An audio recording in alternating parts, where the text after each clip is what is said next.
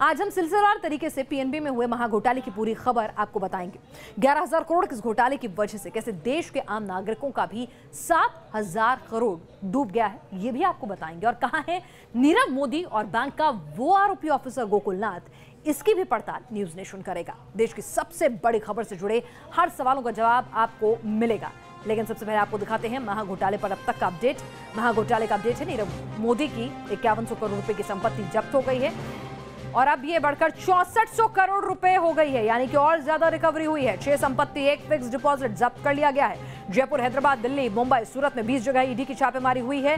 PNB के officer से भी सीबीआई पूछताछ कर रही है। सीबीआई ने 95 डॉक्यूमेंट सीज कर लिए हैं। ईडी ने आरोपियों के पासपोर्ट रद्द करने के लिए मिनिस्ट्री ऑफ एक्सटर्नल अफेयर्स, विदेश मंत्रालय को लिख दिया है।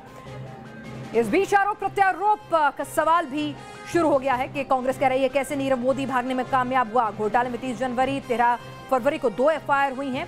एफआईआर कराने में इतनी देरी क्यों हो गई, एक एक कर ये कैसे भागते चले गए। इस बीच प्रियंका चोपड़ा, जो ब्रांड एम्बेसडर है नीरव मोदी की, उन्होंने इस बात का खंडन किया है कि उन्होंने नीरव पर किसी तरह का केस जो है वो दर्ज कराया। हालांकि प्रियंका ने कहा कि फर्जीवाड़े की इस खबर के आने के बाद वो इस ब्रांड के साथ अपने एसोसिएशन पर पुनर्विचार कर सकते हैं। पंजाब नेशनल बैंक में हुए 11,000 करोड़ से ज्यादा के घोटाले में आज जांच तेज हुई। आरोपी नीरव मोदी और ज्वेलर कंपनी के ठिकानों पर छापेमारी हुई। प्रवर्तन निदेशालय ने फेमा के तहत केस दर्ज कर कार्रवाई शुरू कर दी है। बैंक ने घोटाले पर सफाई दी है। उधर नीरव मोदी और उनके परिवार के दूसरे आरोपियों के बारे में पता चला है कि वो 1.5 महीने से ही देश में मौजूद नहीं है। हिंदुस्तान के दूसरे सबसे बड़े बैंक में सबसे बड़े घोटाले को लेकर 3 खबरें आई। एक तरफ आरोपी कंपनी और शख्स के दफ्तर और दुकानों पर छापे पड़े, दूसरी ओर आरोपी नीरव मोदी का देश में कुछ पता नहीं चल रहा है, तीसरी ओर पीएनबी घोटाले पर सफाई देने आए और दावा किया कि संकट से उबरने में बैंक सक्षम है। पंजाब नेशनल बैंक में 11,000 करोड़ से ज्यादा के घोटाले की पड़ताल में छापेमारियों का सिलसिला शुरू हुआ। देश में 9 ठिकानों पर प्रवर्तन निदेशालय ने छापेमारी की। मुंबई में नीरव मोदी के दफ्तर और शोरूम मिलाकर काला घोड़ा, कुर्ला वेस्ट, बांद्रा ईस्ट और लोअर परेल में छापे पड़े, जबकि सूरत में एसईजेड और दिल्ली गेट इलाके के ठिकानों पर भी छापेमारी हुई। दिल्ली में चाणक्यपुरी और डिफेंस कॉलोनी इलाके में नीरव के ठिकानों पर छापेमारी हुई। ईडी देश भर में जितने ठिकानों पर छापे मार रही है, उनमें से 4 ठिकाने मुंबई में भी हैं और इन 4 ठिकानों में एक ठिकाना है लोअर परेल का, यही पेनिनसुला बिजनेस पार्क भी, जिसमें कि नीरव मोदी का दफ्तर है। और ये दफ्तर दरअसल fire diamonds international private limited के नाम से चलाया जाता है। इसी बिल्डिंग की दरअसल 20वीं मंजिल पर 2 यूनिट्स जो हैं वो नीरव मोदी के नाम से हैं। तकरीबन 11 बजे एनफोर्समेंट डायरेक्टरेट के अधिकारी जो हैं इस इमारत में पहुंचे और उन्होंने पहुंचते ही इस दफ्तर के सारे कर्मचारियों को बाहर जाने की इजाज़त नहीं दी, उन्हें रोक लिया गया अंदर और उसके बाद से ही इस प्रीमाइसेस में छापे मारे जाने लगे। प्रवर्तन निदेशालय ने मुकदमा दर्ज करने के बाद जांच शुरू कर दी है। दिल्ली के चाणक्यपुरी में ज्वेलरी शोरूम पर, जो कि नीरव मोदी का है, वहां पर प्रवर्तन निदेशालय ने छापेमारी की है। इसके अलावा दिल्ली के डिफेंस कॉलोनी में भी प्रवर्तन निदेशालय ने छापेमारी की है। देश के बड़े शहरों में हुई छापेमारी में ईडी ने कई अहम दस्तावेज तो जरूर जब्त किए हैं, लेकिन नीरव मोदी का पता नहीं चल पाया है। पीएनबी घोटाले को लेकर आई ताजा खबरों और दावों से पता चलता है कि पीएनबी के मुंबई ब्रांच में यह घोटाला 2011 से चल रहा था। बगैर कोर बैंकिंग सिस्टम में एंट्री किए लेटर ऑफ अंडरटेकिंग जारी किया जा रहा था। आरोपी बैंक कर्मी स्विफ्ट अकाउंट के जरिए LOU जारी करता था। सार्वजनिक क्षेत्र के 6 बैंकों ने पीएनबी की फर्जी चिट्ठी पर कर्ज दिया था, जिसमें SBI ने 960 करोड़, यूनियन बैंक ने 2300 करोड़, इलाहाबाद बैंक ने 2000 करोड़, एक्सिस बैंक ने 2000 करोड़ कर्ज दिए थे। इसके साथ ही कैनरा बैंक और बैंक ऑफ बड़ौदा ने भी कर्ज दिया। घोटाले का खुलासा होने के बाद सवाल पीएनबी की साख पर उठ रहे थे कि आखिर इतनी बड़ी रकम की देनदारी क्या पीएनबी के जिम्मे आई है। पीएनबी ने साफ कहा है कि जांच पूरी होने के बाद पता चलेगा कि पैसे उसे चुकाने हैं या नहीं। We are already in discussion with all the lenders. It will be decided based on the investigation. If the entire onus is ours, we will hold the responsibility. We are not going back from it. But nobody else can be a beneficiary of it.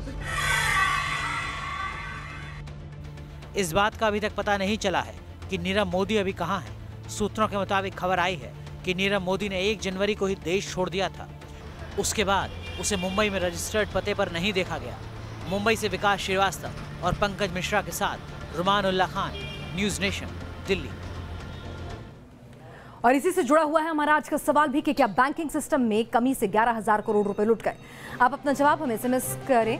SMS के लिए आप हमें NN-Y type करें अगर आपका जवाब हाँ है, NN-N टाइप करें अगर आपका जवाब नहीं है, और इससे आप हमें 56070 पर भेज दें।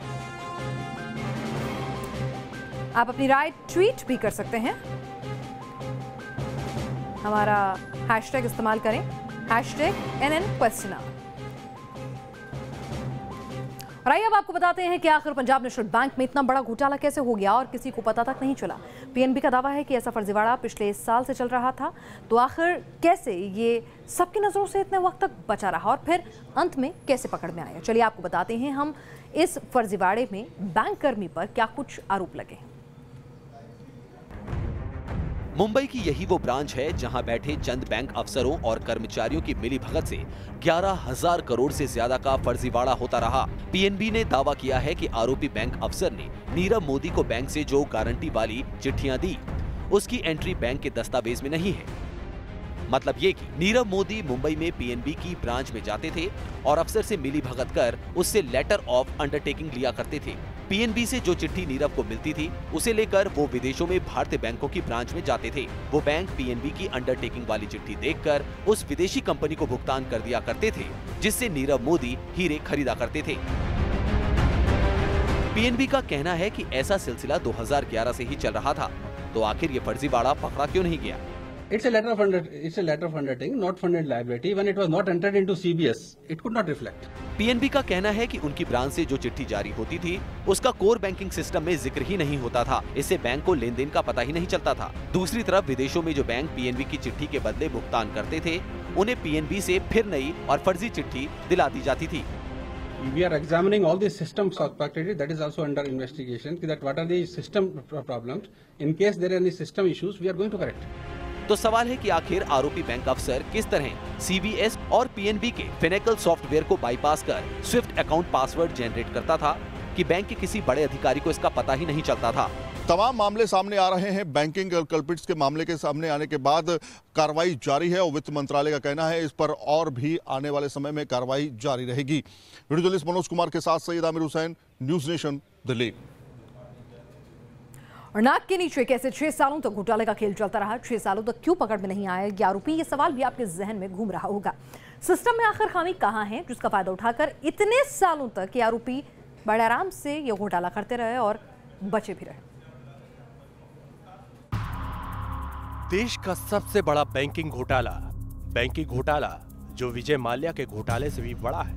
एक ऐसी धोखाधड़ी जिससे वित्त मंत्रालय से लेकर पूरे बैंकिंग सिस्टम में हड़कंप मचा है। आखिर कैसे इतना बड़ा घोटाला हो गया? 2011 से चल रहा था घोटाले का खेल। आखिर क्यों इस घोटाले के पोल खुलने में 7 साल लग गए?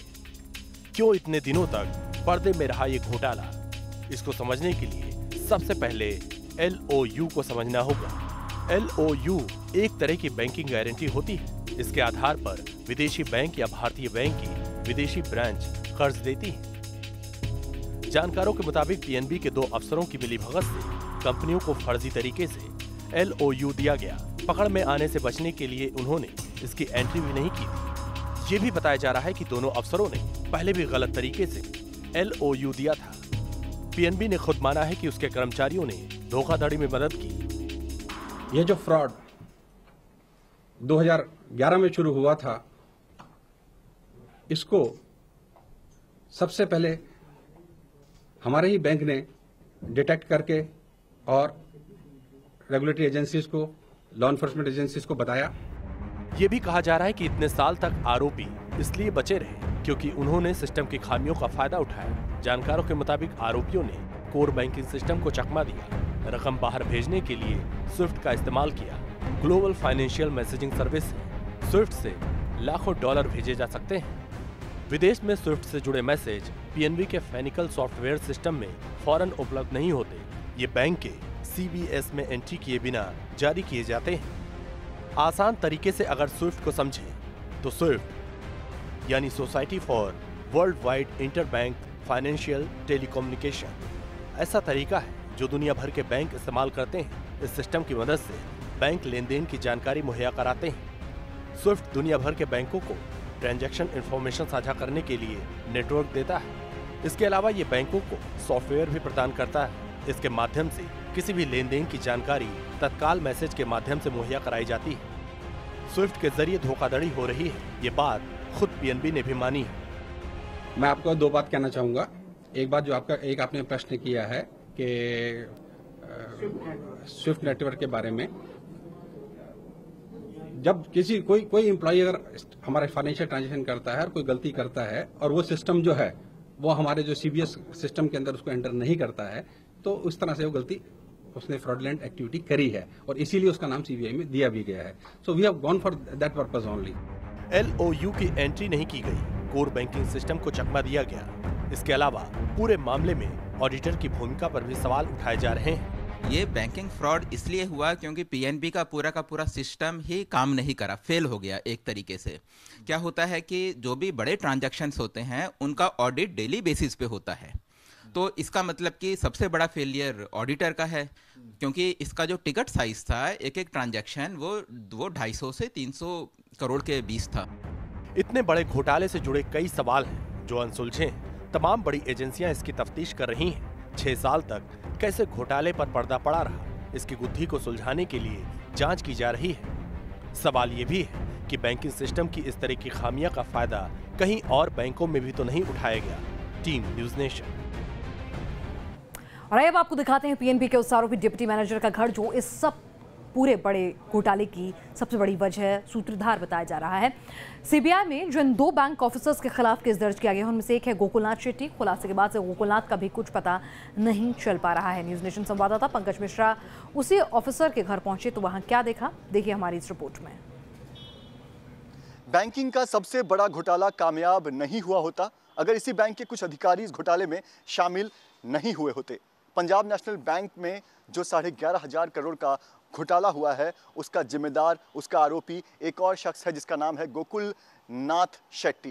गोकुलनाथ शेट्टी बोरीवली के इसी बिल्डिंग में रहते हैं और आपको बता दें कि गोकुलनाथ शेट्टी ये वही इंसान है जिसने फर्जी तरीके से जो ये कंपनियां थी उनको LOU दिया, यानी लेटर ऑफ अंडरटेकिंग दिया, और इसकी कोई भी एंट्री बैंक के सेंट्रल अकाउंटेंसी में, यानी कि बैंक के सेंट्रल जो अकाउंट होती है उसमें उसकी एंट्री नहीं की गई थी। इसीलिए फर्जी तरीके से इसे LOU देना कहा जा रहा है और इसी LOU की वजह से जो ये कंपनियां हैं जिन्होंने ये लोन ली है करीब 11,500 करोड़ का जो घोटाला हुआ है, इसी 8 LOU की वजह से हुआ है।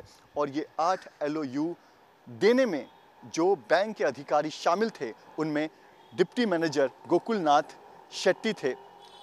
इस बिल्डिंग में हम गए थे, हमने शेट्टी जो यहाँ रहते हैं उनके घर के बेल को बजाया और वहाँ पर जब पता करने की कोशिश की तो हमें पता चला कि गोकुलनाथ शेट्टी फिलहाल यहाँ नहीं रहते, या तो वो फरार हैं या फिर उन्हें जो है जांच एजेंसियों ने पूछताछ के लिए अपने पास रखा है। इस बात का खुलासा फिलहाल नहीं हुआ है। वीडियो जर्नलिस्ट इमरान सिद्दीकी के साथ पंकज मिश्रा, न्यूज़ नेशन, मुंबई। और पीएनबी इस बीच ये दावा कर रहा है कि घोटाला उसी ने उजागर किया है। पीएनबी क्लीन बैंकिंग का दम भरते हुए आरोपियों के खिलाफ कार्रवाई की बात भी कर रहा है, लेकिन कई ऐसे तथ्य सामने आ रहे हैं जिससे बैंक के कामकाज के तरीके पर भी सवाल उठ रहे हैं और बैंकिंग सिस्टम की खामियों का लगातार पता चल रहा है। पीएनबी के एमडी जब आज घोटाले पर सफाई देने पहुंचे तो उनसे ऐसे ही 5 सवाल किए गए।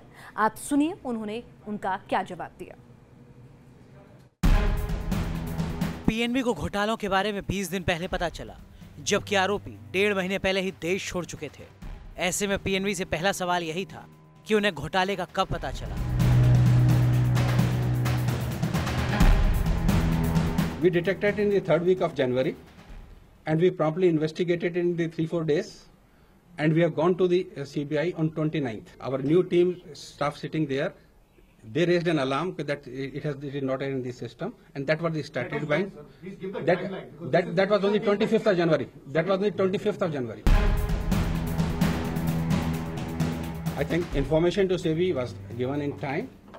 Another issue, involvement. I think you all will agree, you can't say anybody unless and until the investigation process is complete. But yes, we will not spare anybody may it be junior or may it be senior, we will take them to the toss. Matter under investigation है. We will see whatsoever is our responsibility and whatsoever regulators say, we'll definitely comply. They have not come out with any concrete plan to repay so far, but well, they are coming out with some vague offers which are under examination. We have already initiated the process. The ED is also seizing the properties, seizing the current assets. We are already in the mode of recovering, and we are trying to protect the financial interest of all the lenders. हालांकि PNB के MD इस बात पर भी राजी दिखे कि अगर नीरव मोदी अभी भी पैसे चुकाने को तैयार है तो बैंक को कोई एतराज नहीं।